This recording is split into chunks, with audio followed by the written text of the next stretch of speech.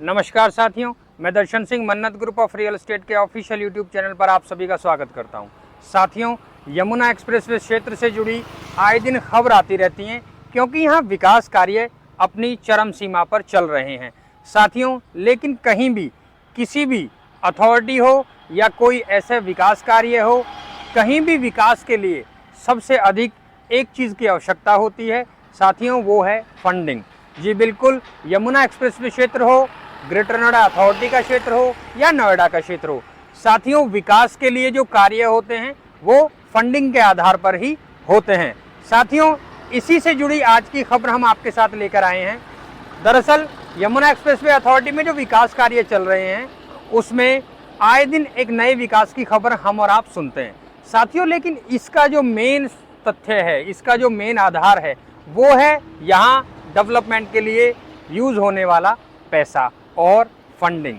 जी बिल्कुल, यहाँ पर जिस तरह से डेवलपमेंट चल रहा है उसको देखते हुए, जैसे अगर बात करें तो यहाँ सरकार के द्वारा, सेंट्रल गवर्नमेंट के द्वारा जो केंद्र सरकार ने अब तक इसको यमुना एक्सप्रेसवे अथॉरिटी को फंड दिया है वो लगभग 226 करोड़ रुपए दिए हैं, जिसके आधार पर यहाँ जो काम, जैसे अभी यहाँ इंडस्ट्रियल सेक्टर बसाए जा रहे हैं, सेक्टर 33, सेक्टर 32, सेक्टर 29 और सेक्टर 28, जो हर एक सेक्टर अपने अपने हिसाब से अपने इंडस्ट्रीज़ को अलग अलग रूप में डेवलप करने का काम कर रहे हैं।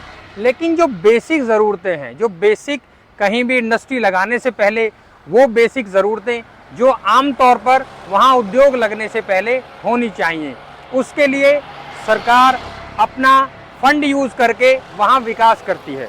साथियों, उसी के विषय में आज हम आपको इस फंड को कैटेगराइज करके और ये बताएंगे कि किस किस तरह से गवर्नमेंट उसे यूज़ कर रही है। साथियों, जो काम, जैसे अगर बात करें यहाँ अभी हाल फिलहाल सेक्टर 28 और सेक्टर 29 में जो अलॉटीज़ को पोजीशन दी गई है, साथियों ये कार्य पिछले वर्ष दिसंबर तक हो जाना था। फंड की कमी या और बहुत सारी कमियों के कारण ये चीज़ें वहाँ उस समय पर नहीं हो पाई, जिसके साथ ही साथ वो सारी चीज़ें लगभग 4 महीने डिले होने के कारण अब यहाँ अप्रैल में ये सब चीज़ें हुई हैं। जैसे आपने देखा पिछले दिनों कुछ ऐसे अलॉटीज़ को पोजीशन सर्टिफिकेट दिए गए जो काफ़ी लंबे समय से पोजीशन की डिमांड कर रहे थे।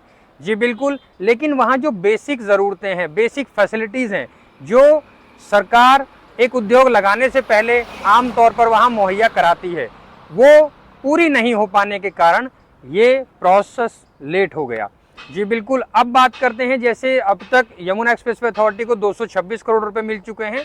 साथ ही साथ साथियों अगर बात करें गौतम बुद्ध नगर में, यहाँ 3 अथॉरिटीज़ विकास कार्य कर रही हैं। यमुना एक्सप्रेसवे अथॉरिटी यमुना क्षेत्र में कर रही है, उसी तरह से ग्रेटर नोएडा अथॉरिटी अपना विकास कार्य अपने क्षेत्र में कर रही है, साथ ही साथ नोएडा अथॉरिटी भी विकास कार्य नोएडा क्षेत्र में, यानी जो उसका अधिकृत क्षेत्र है उसमें विकास कार्य कर रही है। साथियों, जैसे बात करें नोएडा और ग्रेटर नोएडा की, लगभग 231 करोड़ रुपए उन्हें भी परियोजनाओं के लिए मिल चुका है। साथियों, आप देखते हैं इन क्षेत्रों में, यानी गौतम बुद्ध नगर जिले में आए दिन यहाँ बड़ी बड़ी परियोजनाएं आ रही हैं, जिसको यहाँ सरकार एक अपनी अच्छी रफ्तार में डेवलप करते हुए आगे बढ़ रही है। जैसे हाल फिलहाल में बात करें, अब प्रधानमंत्री की जो गति शक्ति परियोजना है उसका इस्तेमाल यहाँ फंडिंग के लिए और यहाँ काम को अच्छी दिशा और अच्छी रफ्तार देने के लिए किया जाएगा। साथियों, केंद्र सरकार और पीएम योजना के तहत ये एक ऐसी योजना है जिसमें बड़ी महत्वाकांक्षी परियोजनाओं के लिए इस्तेमाल हो रहे फंड की अरेंजमेंट यानी फंडिंग करने का काम ये संस्था करती है। ये योजना के तहत उन्हें फंड दिया जाता है।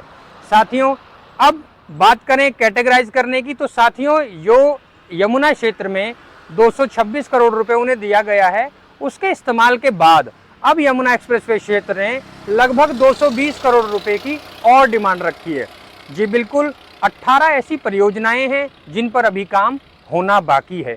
साथियों, आने वाली फंडिंग जो 220 करोड़ की डिमांड को रखते हुए सरकार ने बताया, यमुना एक्सप्रेसवे अथॉरिटी ने जो बताया, उस आधार पर सरकार को वो 18 परियोजनाओं से उन्होंने रूबरू कराया कि अब हमें आने वाले अग्रिम दिनों में इन सब चीज़ों पर काम करना है।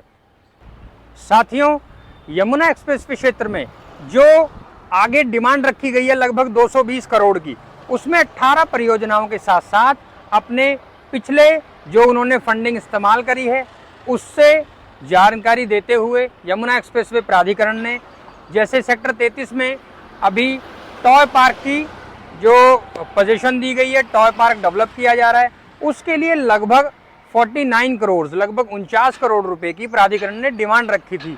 उसमें से लगभग 29 करोड़ रुपए प्राधिकरण को अब तक मिल पाए हैं।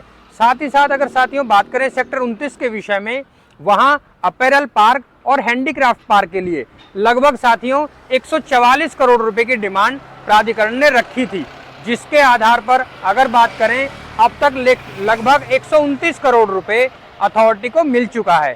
साथियों, जो विकास कार्य चल रहे हैं उन पे फंडिंग का बहुत बड़ा महत्व है, क्योंकि पैसे के आधार पर ही वहाँ चीज़ें डेवलप हो पाएंगी।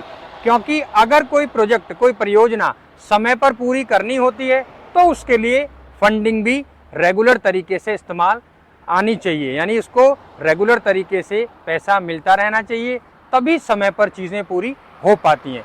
अन्यथा फंड की कमी के कारण चीज़ें रुक जाती हैं या डिले हो जाती हैं। साथियों, पीएम गति शक्ति योजना के तहत अब चीज़ों की रफ्तार और बढ़ जाएगी।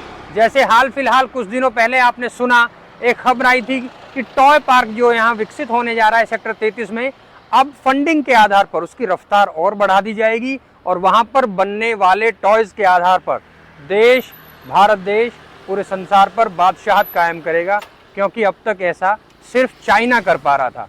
जी बिल्कुल, चाइना एक ऐसा इकलौता देश था जहाँ टॉयज़ बनाकर वो पूरे वर्ल्ड में ये सब चीज़ें मुहैया करा रहा था। जैसे बात करें सेक्टर 28 में बन रहे मेडिकल डिवाइस पार्क के विषय में, साथियों लगभग 440 करोड़ रुपए की डिमांड प्राधिकरण ने वहाँ विकास के लिए रखी थी। अगर आज प्रेजेंट की दशा में बात करें, लगभग 70 करोड़ रुपया ही प्राधिकरण को मुहैया हो पाया है, जिसके आधार पर वहाँ विकास कार्य अभी कुछ धीमी गति से चल रहे हैं। साथियों, गति शक्ति योजना के आधार पर अब विकास के कार्य और बड़ी रफ्तार में तेजी से पूरे और समय के आधार पर कर दिए जाएंगे। जैसे बात करें नोएडा और ग्रेटर नोएडा प्राधिकरण के विषय में, साथियों यहाँ भी फंडिंग को 231 करोड़ रुपए दिए जा चुके हैं। बाकी जैसे आपने देखा अभी हाल फिलहाल में कुछ योजनाएं नोएडा में भी बन रही हैं। अभी यहाँ एक अंडरपास की जो परियोजना है वो भी बहुत रफ्तार से चल रही है उसके लिए।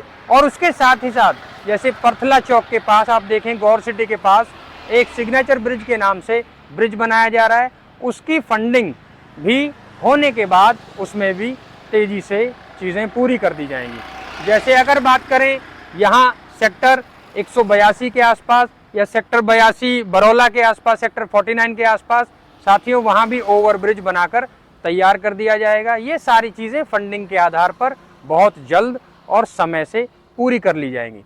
साथियों, Yamuna expressway authority, greater Noida authority या नोएडा अथॉरिटी, तीनों से जुड़ी कोई भी जानकारी हम आपको अपने चैनल के माध्यम से देते रहते हैं। आप हमारे चैनल्स को सब्सक्राइब करना ना भूलिएगा। आप नीचे दिए गए नंबर पर किसी भी विषय में अगर जानकारी लेना चाहते हैं तो हमसे संपर्क करके जानकारी ले सकते हैं। हमसे जुड़े रहने के लिए धन्यवाद। जय हिंद साथियों।